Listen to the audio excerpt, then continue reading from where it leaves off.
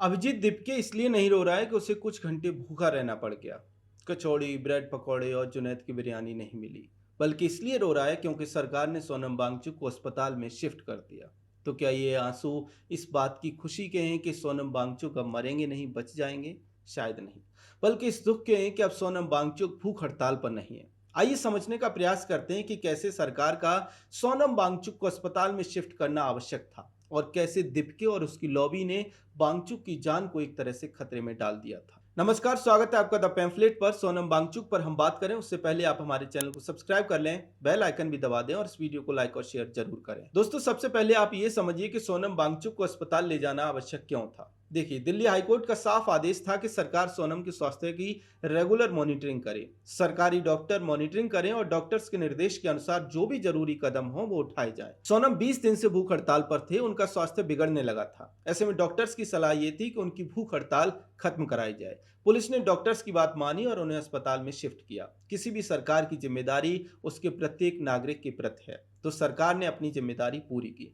दूसरी बात ये समझिए कि दीपके और लॉबी लगातार सोनम को चने के झाड़ पर चढ़ा रही थी और दूसरी तरफ खुद सुबह से शाम तक खाने में लगी थी। स्थिति यह थी कि बेचारी सोनम को भी कहना पड़ा कि भाई आप लोग कुछ कम खाया करो। कि आप लोग क्या करते हैं, आप लोग यहाँ ठूस ठूस के खाना खाते हैं, वो मुझे थोड़ा दुखद लगता है। जी हाँ, प्रोटेस्ट साइट जंतर मंतर पर फूड ब्लॉग बनाए जा रहे थे, अलग अलग फूड की रेसिपी शेयर की जा रही थी। अभिजीत दीपके अलग अलग व्यंजन खाते हुए दिखाई दे रहे थे और उधर सोनम को चने के झाड़ पर चढ़ाया जा रहा था कि नहीं, ये भूख हड़ताल खत्म नहीं करेंगे। जब लोगों ने ज्यादा दबाव डाला तब दहिया ने कहा कि अरे हम किस मुंह से भूख हड़ताल खत्म करने को कहते हैं, यहाँ तो लोग ही नहीं आ रहे। कुल मिलाकर सोनम की हंगर स्ट्राइक खत्म करने के लिए कोई भी गंभीर प्रयास होते हुए दिखाई नहीं दे रहे थे। एक बात और याद रखिए कि इस दौरान बार बार जीडी अग्रवाल की बात की जा रही थी। वामपंथी को सिस्टम बार बार अग्रवाल का उदाहरण दे रहा था कि कैसे अग्रवाल अनशन करते हुए मर गए थे। तो सवाल है कि क्या वे सोनम को मेंटली तैयार कर रहे थे? निश्चित तौर पर यह सवाल उठेगा, क्योंकि 20 दिन तक भूखे रहना कोई छोटी बात नहीं है। ऐसे में एक बात तय है कि ये लोग शायद ही उनकी हंगर स्ट्राइक खत्म करवाते। अगर उन्हें कुछ हो जाता, तबीयत बिगड़ती या फिर कुछ भी होता, तो उसका राजनीतिक फायदा ये लोग जरूर उठाते। ऐसे में सरकार के लिए अनिवार्य था कि वे सोनम की जान बचाएं और सरकार ने वही किया। तीसरी बात यह है कि अब कुछ लोग कह सकते हैं कि ठीक है, सरकार को उनके स्वास्थ्य को लेकर चिंता थी तो फिर उनकी मांगे मान लेनी चाहिए थी, तो सोनम वांगचुक अपने आप ही हड़ताल खत्म कर देते। ठीक है, फिर आप बताइए कि कॉकरोचों की मांगे क्या थी। पहली मांग थी कि सोनम वांगचुक को शिक्षा मंत्री बनाया जाए। अरविंद केजरीवाल ने मंच पर खड़े होकर चीख चीख कर यह बात कही थी। धर्मेंद्र प्रधान को तो इस्तीफा देना चाहिए, लेकिन सोनम वांगचुक को देश का एजुकेशन मिनिस्टर बनाना चाहिए। आप बताइए, क्या इसकी अनुमति हमारा संविधान देता है? क्या लोकतांत्रिक व्यवस्था, संसदीय परंपराओं में ऐसा कभी हुआ है कि किसी एक आम नागरिक को जो किसी सदन का सांसद नहीं है उसे मंत्री बना दिया जाए? ऐसा नहीं होता, तो ये संभव नहीं था। दूसरी मांग कि पीएम मोदी को इस्तीफा दे देना चाहिए। क्यों क्यों पीएम मोदी को इस्तीफा दे देना चाहिए? इसका कोई तुक नहीं है, कोई सेंस नहीं है। चार लोग जंतर मंतर पर खड़े होकर पीएम के इस्तीफे की मांग करेंगे तो उन करोड़ों लोगों की आवाज दब नहीं जाएगी जिन्होंने पीएम मोदी को तीसरी बार प्रधानमंत्री पद के लिए चुना है। तो इस बात का भी कोई सेंस नहीं है। एक बात और बार बार कही जा रही है कि शिक्षा मंत्री धर्मेंद्र प्रधान को इस्तीफा दे देना चाहिए। तो एक बात बताइए कि धर्मेंद्र प्रधान के शिक्षा मंत्री रहते हुए नीट पेपर लीक हुआ, छात्रों को परेशानी हुई, इस पर कोई सवाल नहीं। लेकिन क्या यह भी सच नहीं है कि उन्हीं के मंत्री रहते हुए दोबारा से रिकॉर्ड समय में नीट का पेपर बिना किसी दिक्कत के आयोजित कराया गया? क्या यह भी सच नहीं है कि रिकॉर्ड समय में नीट का रिजल्ट जारी किया गया?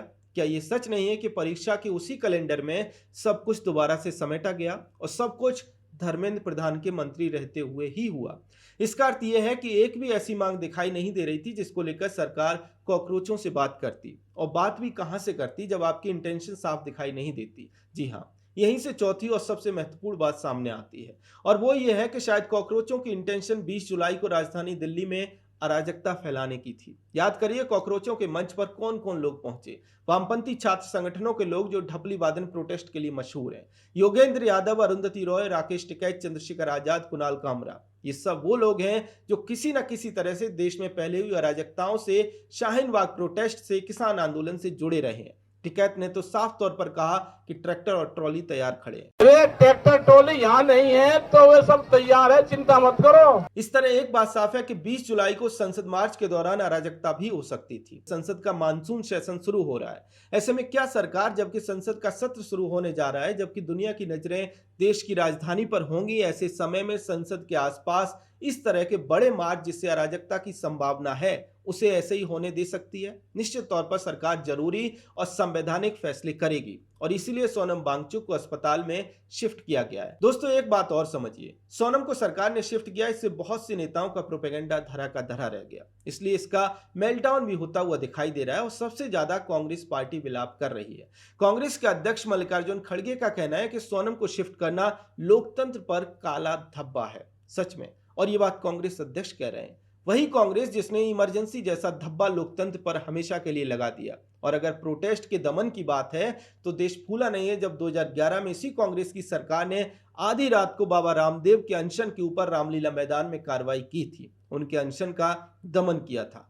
पुलिस ने उस समय आंसू गैस के गोले छोड़े थे, लाठीचार्ज किया था। पुलिस के लाठीचार्ज में हरियाणा की राजवाला नाम की महिला घायल भी हो गई थी, जिनकी बाद में इलाज के दौरान मृत्यु हो गई।